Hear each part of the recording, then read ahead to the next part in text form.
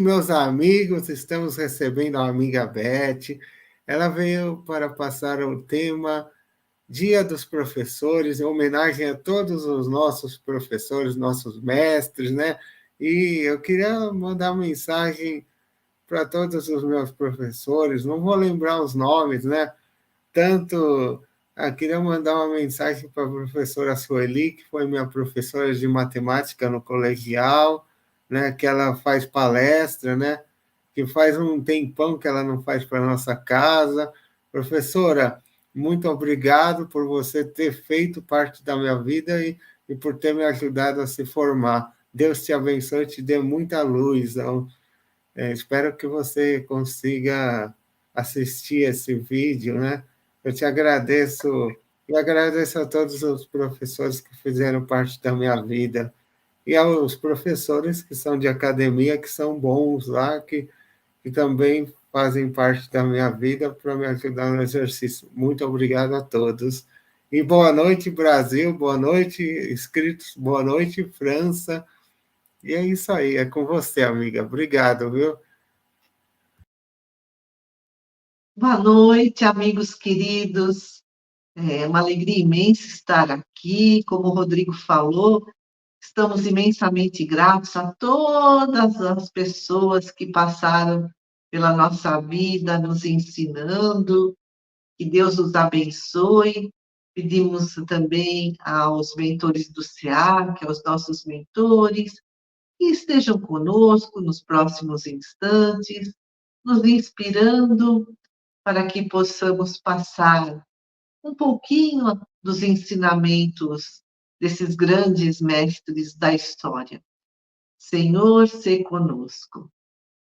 Bom, a gente vai fazer uma homenagem aos grandes educadores da história, além daqueles que passaram pela nossa vida, né? Cada um sabe ou lembra dos seus professores.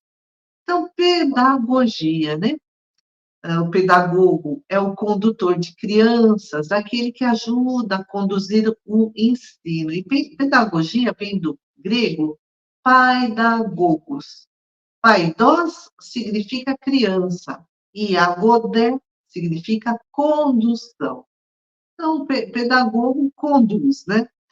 E educar. Educar é elevar, é estimular a busca da perfeição, é despertar a consciência, é facilitar o progresso integral do ser.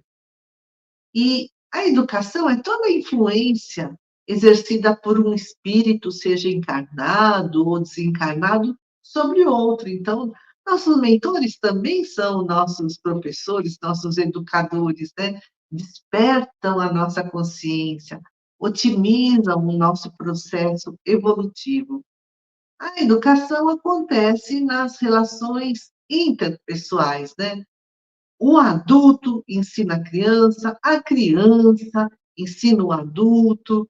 Toda vez que alguém desperta um bem no outro, está educando. E a educação, né, a profissão de professor é uma das mais nobres, porque todas as outras profissões dependem do professor. E o professor ilumina consciências e forma cidadãos de bem. É responsável pela formação tanto intelectual como ético-moral.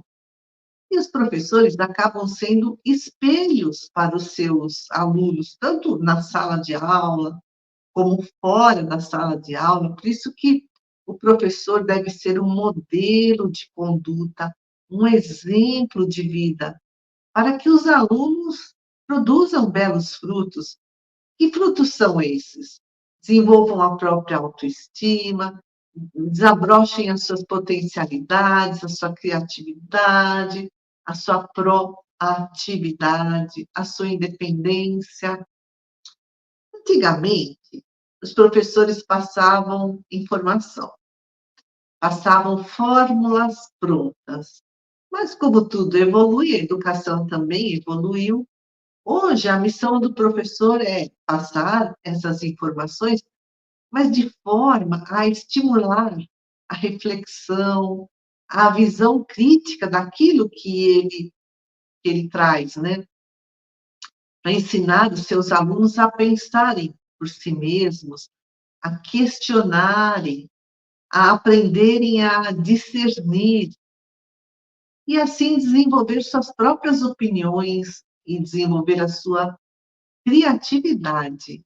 Por isso, o professor procura conhecer os seus alunos, né? O bom professor, para extrair deles o melhor. Porque o aluno é um solo fértil, onde o professor semeia suas melhores sementes, seja falando, seja pelo exemplo né, da sua vida. E Jesus foi o maior educador da Terra. A autoridade moral de Jesus é baseada no amor, no poder do amor, que é um poder que não se impõe, mas um poder que convida, que não violenta. Jesus diz: não julgueis, né? Mas que acorda as consciências, que não pune, mas sacrifica-se pelo bem do outro. Às vezes, nós somos educadores, às vezes somos educandos, mas imitemos Jesus, né? Nosso modelo, nosso guia, nosso mestre. E o objetivo da doutrina espírita é educar o nosso espírito. O, lá em Obras Póstumas, uma das obras da codificação espírita, né? Os espíritos superiores dizem: espíritas, amai-vos, eis o primeiro ensinamento, instruí-vos, eis o segundo. Bom, vamos lembrar de alguns educadores da história da história universal, para prestar-lhes homenagem, né? No século IV antes de Cristo, viveu Platão, filósofo grego, e ele é considerado o primeiro pedagogo da humanidade. Ele é considerado o pai da educação, porque ele planejou um sistema educacional e fundou a primeira instituição de educação superior. E ele integrou a dimensão ética e a dimensão política, né, nos seus ensinamentos. Vamos pular bastante séculos. Século XVII, John Amos Comenius, um famoso educador, Comenius, considerado o pai da pedagogia moderna, porque a Idade Moderna começou, né, já há muitos séculos atrás. A gente fala moderno hoje em dia, mas hoje em dia é contemporâneo. O moderno começou bem lá atrás, né? Então, Comenius é considerado o pai da pedagogia moderna. E ele foi um devotado seguidor de John Hus, e mais tarde reencarnou como Allan Kardec. E o Comenius escreveu: ensinar não é transferir conhecimentos, mas criar as possibilidades para a sua própria produção ou a sua construção.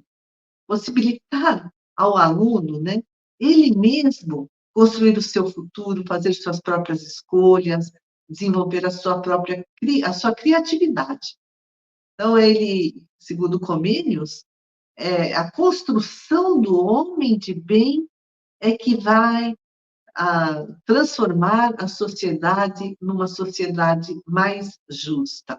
E mais tarde, Allan Kardec escreve justamente isso, né? Nos seus comentários dos livros da comunicação, da codificação. Século XVIII, Jean-Jacques Rousseau, filósofo, também é considerado um dos pais da pedagogia moderna, e ele foi o pai espiritual de Pestalozzi. Ele defendeu o amor à infância. Ele defendia que era preciso preservar a pureza na criança, para que ela fosse autêntica, para que ela fosse espontânea, Porque o homem, segundo Rousseau, não é só intelecto, mas o homem tem emoções, tem os sentidos, né? Visão, audição, paladar, tato, tem os instintos, tem os sentimentos. Tudo isso são dimensões primitivas e existem antes do pensamento elaborado. Por isso, essas dimensões primitivas, segundo Rousseau, são mais dignas de confiança do que os hábitos que acabam se formando por meio dos pensamentos que são impostos pela sociedade. Por isso, o Rousseau fala da pureza da criança. No século XVIII, Jean Henrique Pestalozzi, educador suíço, que foi professor de Allan Kardec,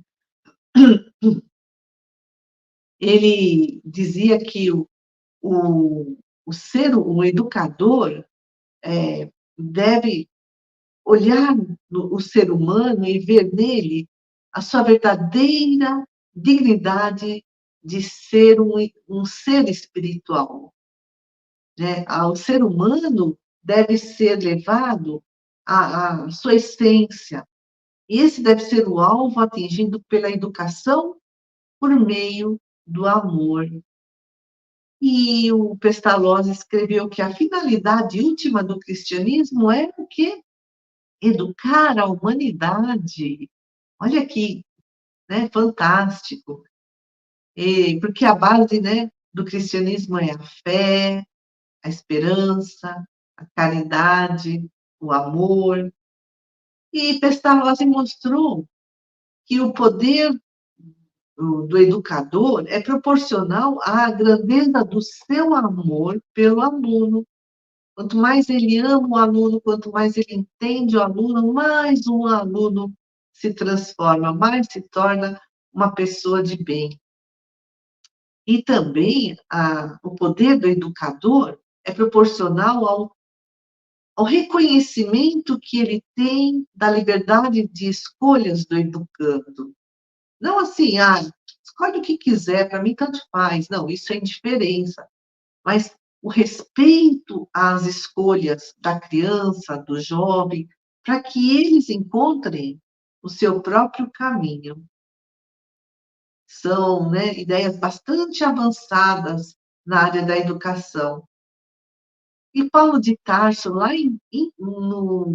na carta que ele escreveu aos Coríntios, no capítulo 13, versículo 13, escreve: Agora, pois, permanecem a fé, a esperança e o amor.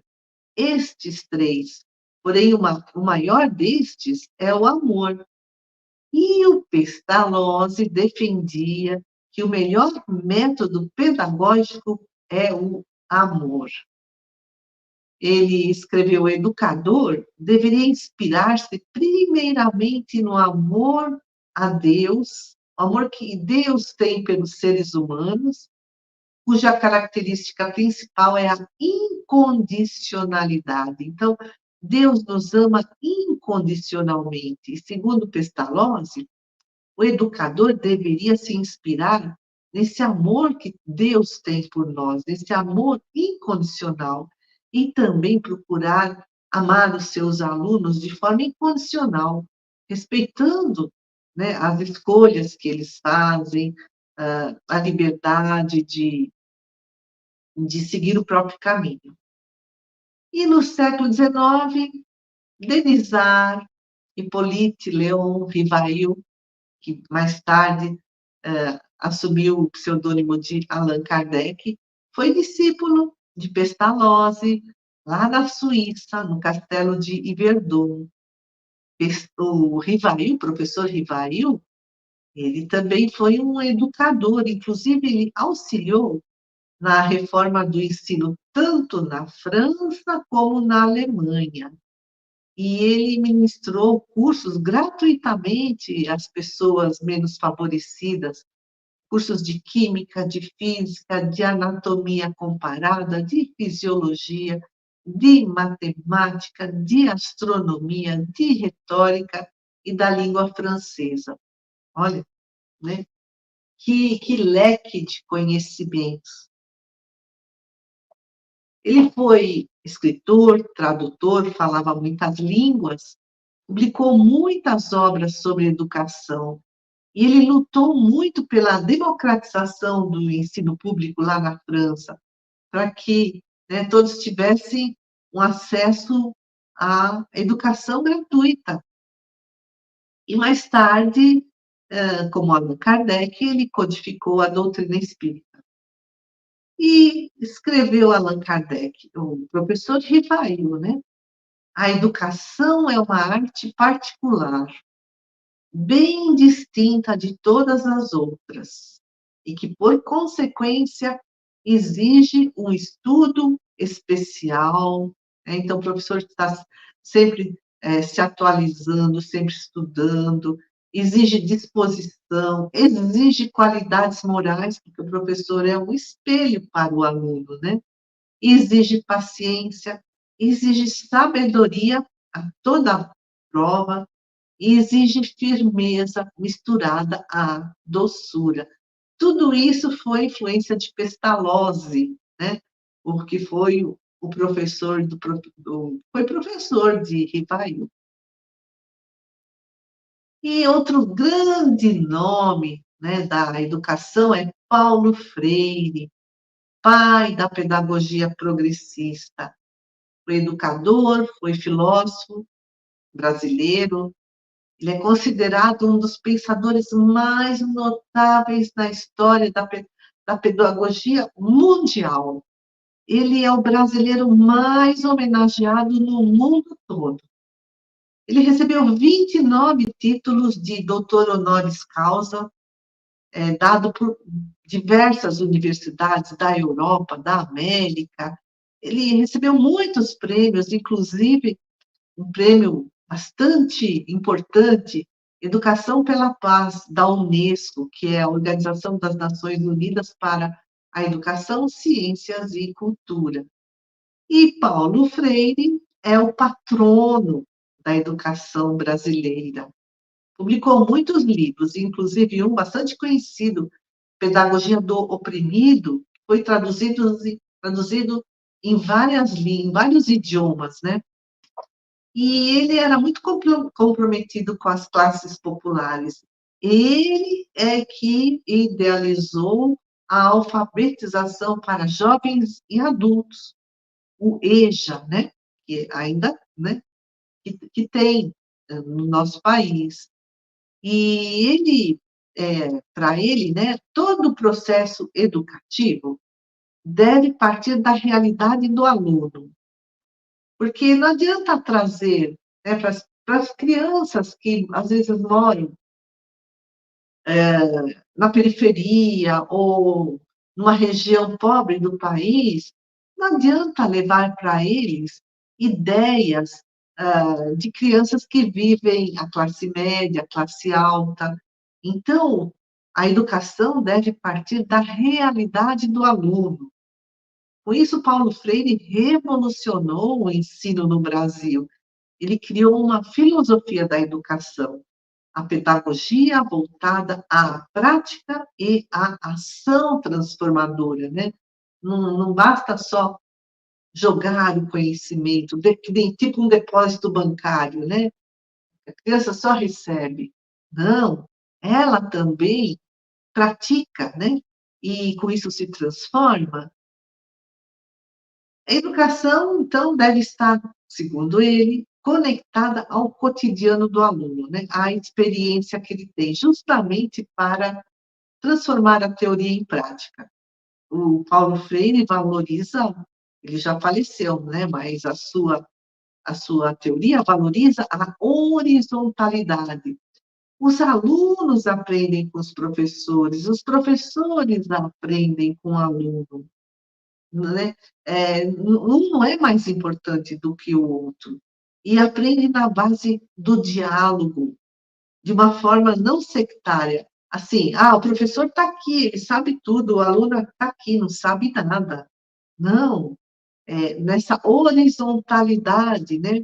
Nessa amorosidade. Segundo, também defende Comênios, Pestalozzi, Rousseau, professor Rivail, né, depois Allan Kardec, e Paulo Freire vê a educação como uma ferramenta tanto para a emancipação do indivíduo, como da própria sociedade, né? Transformar o mundo num lugar melhor. E o Paulo Freire também destacava a formação da consciência política, assim como Platão, lá no século IV antes de Cristo, né? O Paulo Freire dizia: a leitura do mundo vem antes da leitura da palavra. Primeiro, a gente, né, nasce e a gente lê o mundo, a gente entende o mundo de um jeito ou de outro. Depois a gente se alfabetiza. Então, a gente tem que saber ler esse mundo. E o Paulo Freire escreveu: a educação é processo constante de criação do conhecimento e de busca da transformação, reinvenção da realidade pela ação-reflexão, né? Então, age, reflete. Então, é a ação-reflexão humana. Isso é uma educação libertadora. Não ficar, né, naquela passividade, né, na alienação, no marasmo, mas ser proativo, é ser um agente para transformar o mundo. E também o Paulo Freire, né, conforme todos esses outros grandes educadores da história da humanidade, escreveu que não se pode falar de educação sem amor. O educador se eterniza em cada ser que ele educa. Como o Rodrigo, né, nos falou, que cada professor que passou na nossa vida deixou a sua marca, nos transformou em pessoas melhores. E é isso que Paulo Freire quer dizer, o educador, o seu exemplo, né, o seu amor, se eterniza em cada ser que ele educa. E essa frase também é de Paulo Freire: educação não transforma o mundo, educação muda as pessoas, e as pessoas mudam o mundo. E outro grande escritor, educador e filósofo brasileiro é o Gabriel Chalita. Gabriel Chalita, ele ainda está encarnado aqui no Brasil, graças a Deus, né? Ele ainda é jovem. Ele escreveu mais de 90 livros, um deles, Pedagogia do Amor, que ele escreve para pais, dirigido aos pais e professores. Nesse livro, ele narra 10 contos de fadas e mitos e os ensinamentos morais que, né, esses contos, esses mitos trazem, a fim de construirmos um novo tempo, mais justo e mais fraterno. E Chalita escreve: ser professor é ser condutor de almas e de sonhos, é lapidar diamantes. Ser professor é semear em terreno fértil e se encantar com a colheita. E a doutrina espírita também nos ensina, né? Nós somos esse diamante bruto que, com a lapidação, mostra todo o seu brilho. E a característica do educador? Ele precisa ser entusiasmado, gostar de aprender, de ler, né, os livros, de manter diálogos edificantes. Ele precisa ser realista, mas não, né, um otimista ingênuo. Não adianta ficar esperando resultados imediatos, resultados visíveis, assim, eu ensinei uma coisa, amanhã meu aluno já é outra pessoa. Não, né? É preciso ter paciência e esperança e confiança de que aquele solo fértil que é o aluno, recebendo essas boas sementes, né, dos seus ensinamentos, dos seus exemplos, um dia germinarão. Então, é ter a certeza, né, de que produz resultados tão profundos, mas que não vêm à tona imediatamente. Não é que eles se manifestam de forma imediata. Então, é importante, quem é educador, não ter grandes expectativas, para não se decepcionar, não desanimar, mas manter a paciência, a esperança, né? Para poder, às vezes, até suportar as ofensas, para não se ofender, aguentar o mau humor, né, dos seus alunos. Pelo contrário, manter o seu próprio bom humor, a serenidade, o autodomínio. Olha, professor, né? Professor que age dessa forma é um missionário aqui na Terra. O professor deve convencer e não impor as suas próprias convicções, né? Como explicou aqui Pestalozzi, Comênios, né? Convencer de que forma? Expondo com clareza, trazendo os argumentos lógicos, né? A própria doutrina espírita prima muito, né? Pelo raciocínio, e para isso ele precisa conhecer amplamente o que ele vai ensinar. Aí é o entusiasmo de se atualizar sempre, de aprender sempre, né? De ler muito. E ele precisa ter uma suficiente cultura geral, né? Para ilustrar suas aulas, para que elas se tornem interessantes e manter-se sempre atualizado, e ser comunicativo e empático e atencioso, e ter sensibilidade apurada, perceber rapidamente o efeito de suas palavras e ser autêntico. O psicólogo humanista Carl Rogers viveu no século XX. Ele explicou que quando o facilitador, o professor, o educador, né, se apresenta tal como é, sem máscara, sem hipocrisia, sem fingimento, ele entra em relação com o aprendiz, sem ostentar que é mais do que o outro, né? Sem aquela mania de grandeza, porque eu sou o professor. Não, é essa horizontalidade que nos ensinam, né? Esses grandes educadores.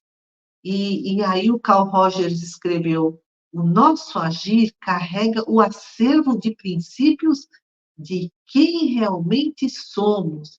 A gente age conforme aquilo que a gente acredita, conforme aquilo que a gente sabe, ou seja, é o nosso acervo de princípios.